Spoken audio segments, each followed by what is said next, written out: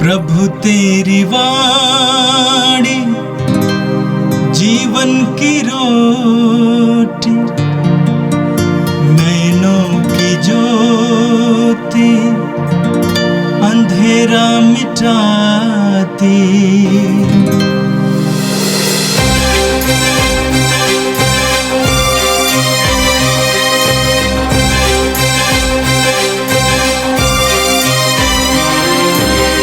प्रभु तेरी वाणी जीवन की रोटी, नैनों की ज्योति अंधेरा मिटाती। प्रभु तेरी वाणी जीवन की रोटी, नैनों की ज्योति अंधेरा मिटाती। वाणी वाणी वाणी वाणी वाणी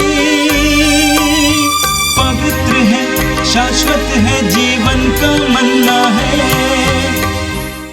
18 अप्रैल मंगलवार। पहला पाठ प्रेरित चरित अध्याय 4 पद संख्या 32 से 37 तक। एक हृदय और एक प्राण।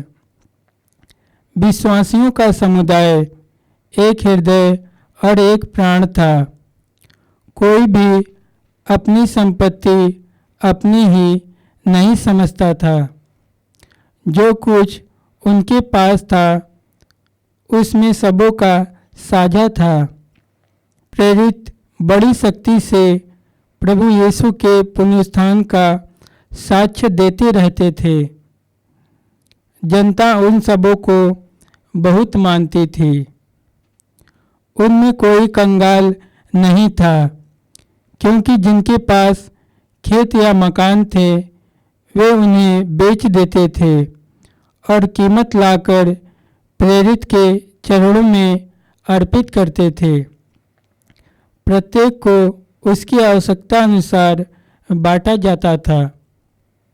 यूसुफ नामक लेवी वंशी का जन्म कुप्रुस में हुआ था। प्रेरितों ने उसका उपनाम बरनाबस अर्थात सांत्वना पुत्र रखा था। उसके एक जमीन थी, उसने उसे बेच दिया और उसकी कीमत लाकर प्रेरितों के चरणों में अर्पित कर दिया। यह प्रभु की वाणी है।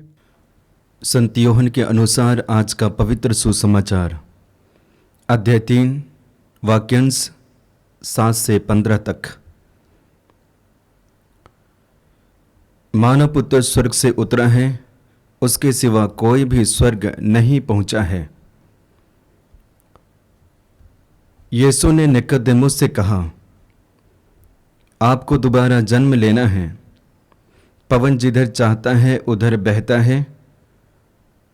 आप उसकी आवाज़ सुनते हैं, किंतु यह नहीं जानते हैं कि वह किधर से आता है और किधर जाता है।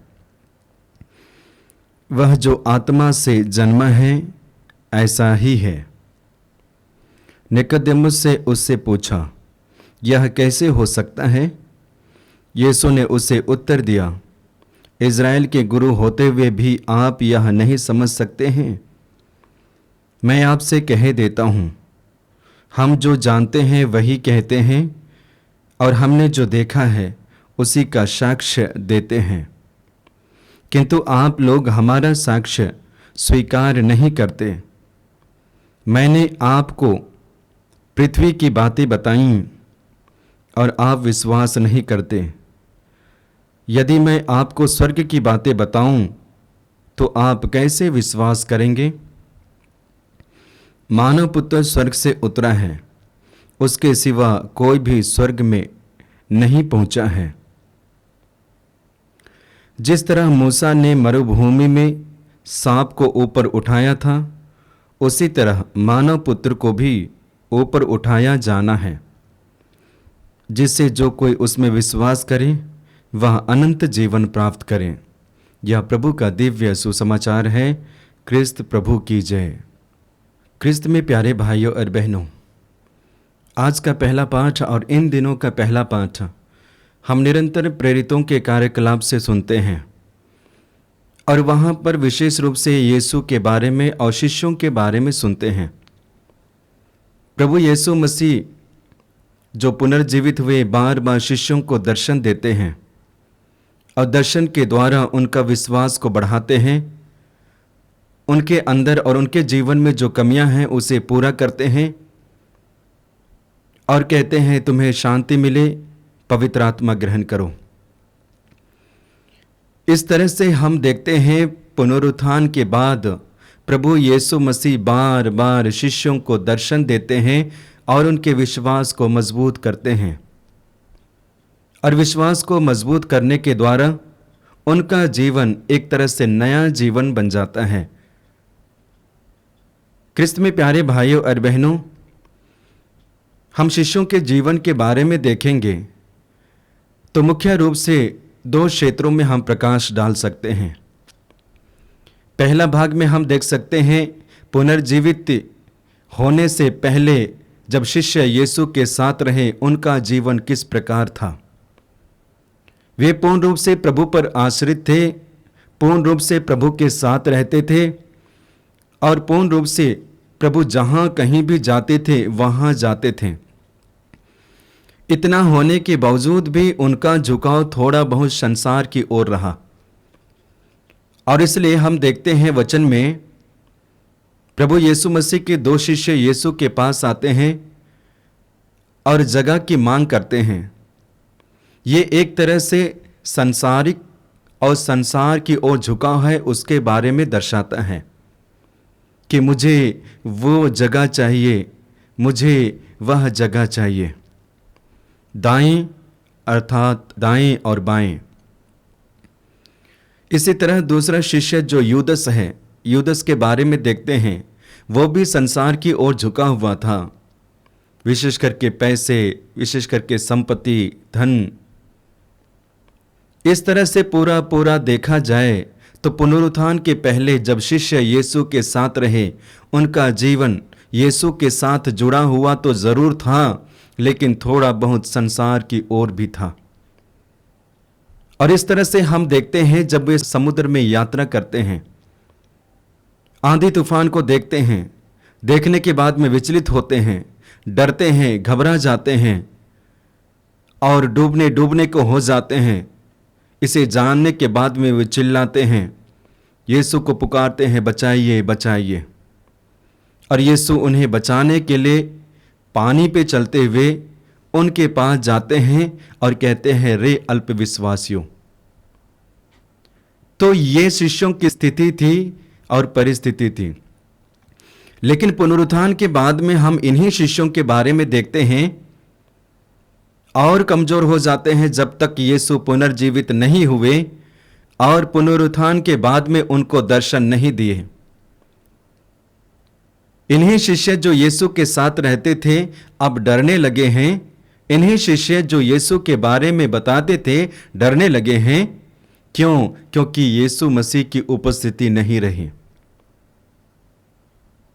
लेकिन हमें सोचने की बात यह है, जब यीशु मसीह पुनर्जीवित हो जाते हैं, होने के बाद में दर्शन देना शुरू करते हैं, धीरे धीरे उनका विश्वास मजबूत होता जाता है। वे विश्वास में पक्के होते जाते हैं और जिनसे वे डरते थे और जिन लोगों के पास में जाना सुरक्षित महसूस नहीं करते थे, ऐसे लोगों के पास में जाते हैं, यीशु के बारे में साक्ष्य सुनाते हैं।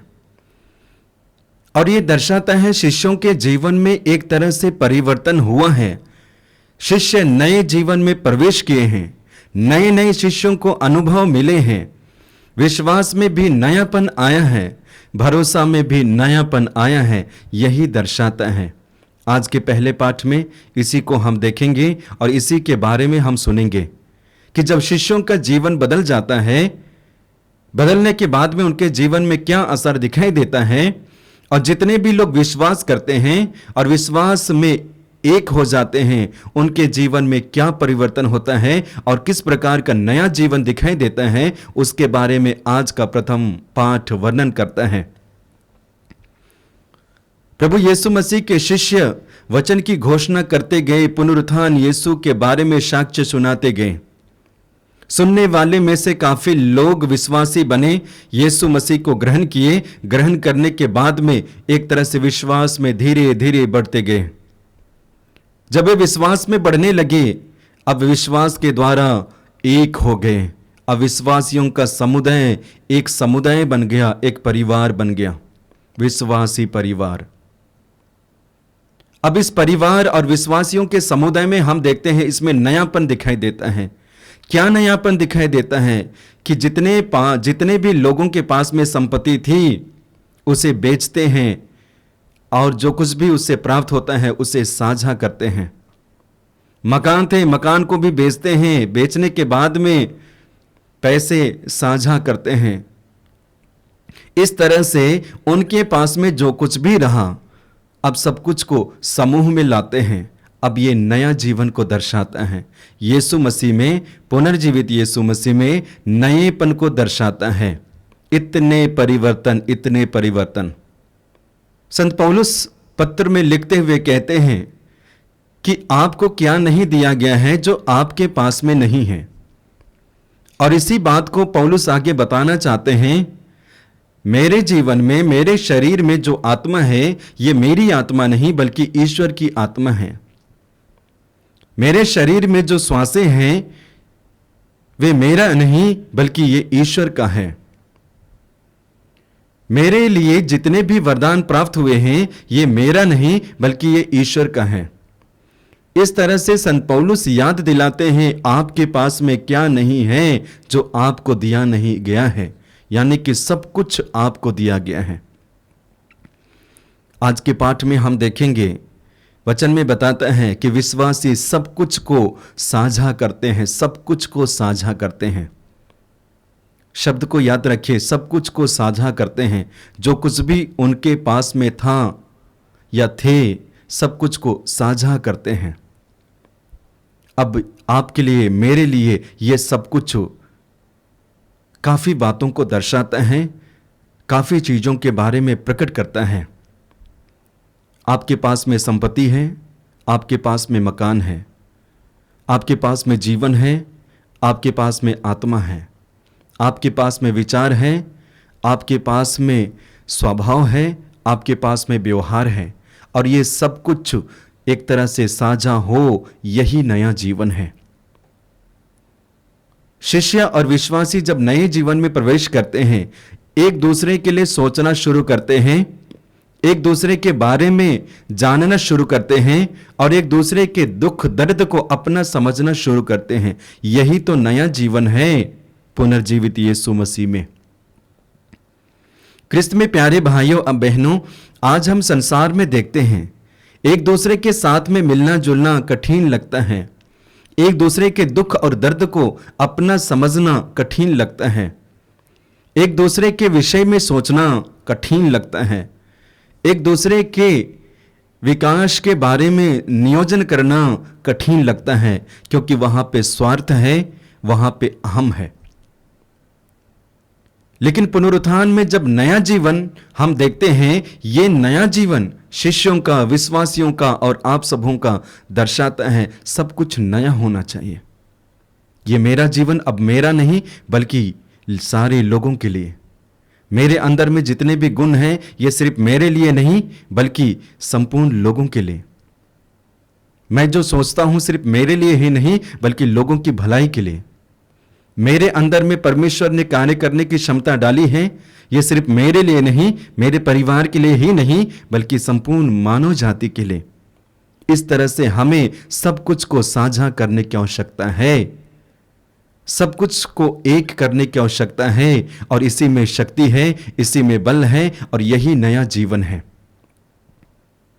शिष्यों को देखते हैं, विश्वासियों को देखते हैं, तो प्रथम पाठ के माध्यम से प्रभु हमें आमंत्रित करते हैं, हमारे पास में जो कुछ भी है वो हमारे लिए ही नहीं, मेरे लिए ही नहीं बल्कि संपूर्ण मानव जाति के लिए। इसलिए आज से यदि आप किसी को देखते हैं, हो सके जरूरतमंद व्यक्ति को, आपके हृदय को उसके लिए देना है। आप किसी गिरते हुए व्यक्ति को देखते हैं, आप अपने हाथों को उनकी ओर बढ़ाइए। आप किसी को डूबते हुए देखते हैं, उनके लिए सहारा बनिए। आप किसी भूखे प्यासे व्यक्ति को देखते हैं, उनको खिलाइए, यही तो नया जीवन है। और प्रभु यीशु मसीह हमें यही कार्य करने के लिए आमंत्रित करते हैं। तो आइए प्रथम पाठ के द्वारा हम शिक्षा लें कि पुनर्जीवित यीशु में हमारा जीवन बिल्कुल नया हो चुका है। अब हमें नए तरीके से जीवन जीने की आवश्यकता है, और जीवन ऐसा जीवन जो वर्णन हम पाए हैं और सुने हैं। क्रिस्त में प्यारे भाइयों और बहनों, आज के सुसमाचार में हम प्रवेश करेंगे। प्रभु यीशु मसीह निकोदेमुस से बातें करते हैं, चर्चा करते हैं, और यीशु उनसे कहते हैं आपको दोबारा जन्म लेना है। दोबारा जन्म के बारे में कहते हैं, यानी कि दोबारा जन्म यानी कि पुनः नए जीवन में प्रवेश किए, और ये नया जीवन पवित्र आत्मा से भरा हुआ जीवन, नया जीवन यानी कि पवित्र आत्मा से भरा हुआ जीवन। अब इसी के बारे में प्रभु उसको बताना चाहते हैं, आपको और मुझको भी शायद आज प्रभु बताना चाहते हैं कि हमें भी दोबारा जन्म लेने की आवश्यकता है, शरीर से नहीं बल्कि आत्मा से और आत्मा में। आज हम विशेष रूप से अपने आप को तैयार करते हैं, विशेष करके हमारे सोच में नयापन लाने के लिए, हमारी दृष्टि में नयापन लाने के लिए, हमारे स्वभाव में नयापन लाने के लिए, हमारे व्यवहार में नयापन लाने के लिए, हमारे रहन सहन में नयापन लाने के लिए, और विशेष करके हमारे शब्दों में नयापन लाने के लिए। इन सभी चीज़ों में जब पवित्र आत्मा है तो आप मानिए कि आपका ये सारे कार्य बिल्कुल नए हो गए हैं। और इसलिए प्रभु कहते हैं पवित्र आत्मा में दोबारा जन्म। इसके बाद में आगे हम वचन में पढ़ते जाएंगे। वचन के अंतिम भाग में हम देखते हैं, वचन इस प्रकार है, मानव पुत्र स्वर्ग से उतरे हैं, उसके सिवा कोई भी स्वर्ग में नहीं पहुंचा है। जिस तरह मूसा ने मरुभूमि में सांप को ऊपर उठाया था, उसी तरह मानव पुत्र को भी ऊपर उठाया जाना है, जिससे जो कोई उसमें विश्वास करे वह अनंत जीवन प्राप्त करे। वचन के द्वारा हमें संदेश मिला कि पुराने व्यवस्थान में हम देखते हैं मूसा सांप बनाते हैं और ऊपर रखते हैं। जितने भी लोगों को सांप काटता डांसता, वे उस सांप की ओर देखते और वे चंगे होते थे। अब नए व्यवस्थान में हम आते हैं, प्रभु यीशु मसीह क्रूस पर चढ़ाए जाते हैं, क्रूस पर मर जाते हैं, क्रूस पर अपना जीवन को हमारे लिए अर्पित करते हैं, और जितने भी विश्वास के साथ में उस क्रूस और क्रूसित यीशु को देखते हैं, विश्वास करते हैं, वे सर्वनाश नहीं होते हैं बल्कि उनको भी नया जीवन मिलता है। तो प्रभु यीशु मसीह हमारे लिए मरे हैं, आपके लिए मरे हैं, और हमारे पापों के उद्धार और क्षमा के लिए। लेकिन क्षमा हमें तब मिलेगी, उद्धार हमें तब प्राप्त होगा जब हम विश्वास के साथ अपनी दृष्टि को प्रभु की ओर लगाएंगे। और यही तो वचन के अंतिम में हम देखते हैं, जो कोई उसमें विश्वास करे उसे अनंत जीवन प्राप्त होगा। तो अनंत जीवन में प्रवेश करने के लिए, अनंत सुख में प्रवेश करने के लिए, अनंत आनंद में प्रवेश करने के लिए हमारी दृष्टि को प्रभु की ओर लगानी है, हमारे जीवन को प्रभु की ओर उठाना है, और हमारा विश्वास को प्रभु में बनाना है, लगाना है। और विश्वास के द्वारा ही हमें नए आनंद प्राप्त होंगे, नया जीवन प्राप्त होगा, जिसके बारे में आज पाठ हमें बताता है। तो क्रिस्त में प्यारे भाइयों और बहनों, आइए हम अपने विश्वास को मजबूत करें, अल्प विश्वासी नहीं बल्कि पक्का विश्वासी बने, कमजोर विश्वास वाले नहीं बल्कि दृढ़ विश्वास वाले बने, ताकि विश्वास के द्वारा हम अपने जीवन में फल देखेंगे। विश्वास के द्वारा हम अपने जीवन में प्रभु की आशीष और कृपा को अनुभव करेंगे, और इसके लिए प्रभु हमें आशीष और कृपा प्रदान करें। आंखें बंद कीजिए। आज के दिन के लिए प्रभु को धन्यवाद देते हैं। दोनों पाठों के माध्यम से प्रभु हमें संदेश दिए हैं। प्रथम पाठ के द्वारा प्रभु ने हमें संदेश दिया कि हमारे पास में जो कुछ भी है हमें साझा करने की आवश्यकता है। हमारा जीवन, हमारी आत्मा, हमारे हृदय, हमारे अनुभव, हमारे विचार, हमारे व्यवहार सब कुछ को साझा करने की आवश्यकता है, ताकि वे भी अपने अनुभव को गहरा करें और प्रभु की ओर आ पाए। इसी तरह आज के दूसरे पाठ के द्वारा प्रभु हमें संदेश देते हैं कि हमें पवित्र आत्मा में दोबारा जन्म लेना है और पवित्र आत्मा में ही सब कुछ नया है और उसी नएपन को अनुभव करना है। और ये नया जीवन आकर्षित जीवन होता है। नया जीवन खुशियों और शांति से भरा हुआ जीवन होता है।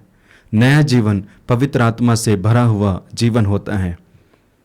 प्रभु से प्रार्थना करते हैं ऐसे जीवन जीने के लिए प्रभु हमें आशीष और कृपा प्रदान करे। पिता और पुत्र और पवित्र आत्मा के नाम पर आमीन।